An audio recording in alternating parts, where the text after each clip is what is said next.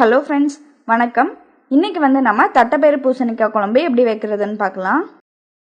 இதுக்கு ஃபர்ஸ்ட் நம்ம தட்டைப்பயிரை வேக வச்சுக்கலாம். இன்னைக்கு நான் 1/4 கப் அளவுக்கு தட்டைப்பயிரை குக்கரில் சேர்த்துருக்கேன். இதை நம்ம நல்லா கழுவிடலாம்.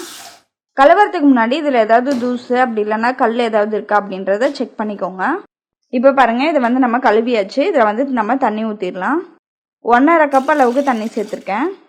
அடுத்ததாக இதில் 1/4 டீஸ்பூன் மஞ்சள் தூள் சேர்த்துடலாம். கொஞ்சமாக விளக்கெண்ணெய் ஊற்றிக்கோங்க. இப்போ நம்ம குக்கரை மூடிட்டு 6 விசில் விட்டு எடுத்துக்கலாம். இப்போ பாருங்கள், 6 விசில் வந்துடுச்சு. இதில் ப்ரெஷர் ரிலீஸ் ஆன பிறகு நம்ம இதை ஓப்பன் பண்ணி பார்க்கலாம். இது நல்லா வெந்துருச்சு பாருங்கள். அடுத்ததாக நம்ம குழம்பு வைக்கிறதுக்கு ஒரு சாஸ்பாட்டில் 2 டீஸ்பூன் எண்ணெய் ஊற்றிக்கலாம். எண்ணெய் நல்லா சூடான பிறகு 1/4 டீஸ்பூன் கடுகு சேர்த்துக்கோங்க. கடுகு பாருங்கள் நல்லா வெடிச்சு வந்துருச்சு. இந்த சமயத்தில் நம்ம ஒரு பெரிய வெங்காயத்தை இந்த மாதிரி கட் பண்ணி சேர்த்துக்கலாம். வெங்காயத்தை நல்லா கிளறி விட்டுக்கலாம்.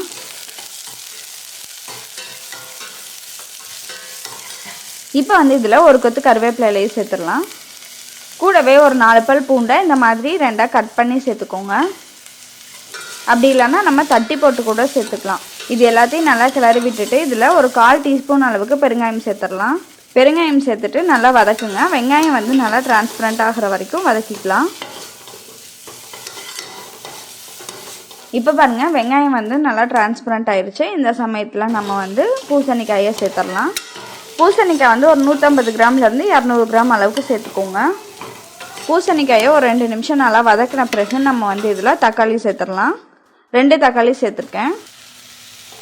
தக்காளி நல்லா மசிகிற அளவுக்கு நம்ம இதை வதக்கணும். இப்போ நம்ம இதில் 1/2 டேபிள் ஸ்பூன் உப்பு, 1/4 டீஸ்பூன் மஞ்சள் தூள் சேர்த்து நல்லா கிளறி விடலாம்.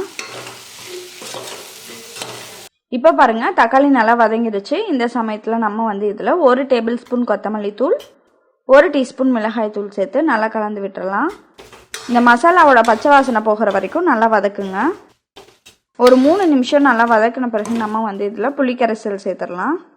ஒரு சின்ன எலுமிச்சம்பழம் சைஸுக்கு புளியை ஊற வச்சு அதோட கசண்டெல்லாம் நீக்கிட்டு நம்ம இதில் சேர்த்துடலாம். இது கூடவே நம்ம வேக வச்சுருந்த தட்டைப்பயிறு சேர்த்துடலாம். இப்போ இது எல்லாத்தையும் நல்லா கலந்து விடுங்க. குழம்புக்கு கொஞ்சமாக நம்ம தண்ணி ஊற்றி மூடி வச்சிடலாம். இது ஒரு 5 நிமிஷம் நல்லா கொதிக்கட்டும். இப்போ பாருங்கள், குழம்பு நல்லா 5 நிமிஷம் கொதிச்சிருச்சு. இதில் நம்ம இப்போது 1 டேபிள் ஸ்பூன் நல்லா ஃபுல்லாக தேங்காயை சேர்த்துடலாம். இந்த தேங்காயை நீங்கள் அரைச்சி கூட சேர்த்துக்கலாம்.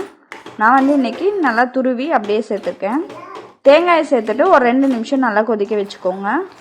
கடைசியாக நம்ம கொஞ்சமாக கொத்தமல்லி இலை தூவி இறக்கிடலாம். அவ்வளோதான் பாருங்கள், ரொம்ப ரொம்ப ஈஸியாக தட்டைப்பயிறு பூசணிக்காய் குழம்பு ரெடி ஆயிடுச்சு. இந்த குழம்பு நீங்களும் உங்கள் வீட்டில் ட்ரை பண்ணி பார்த்துட்டு உங்களோட ஃபீட்பேக்கை கமெண்ட்டில் சொல்லுங்கள். நன்றி.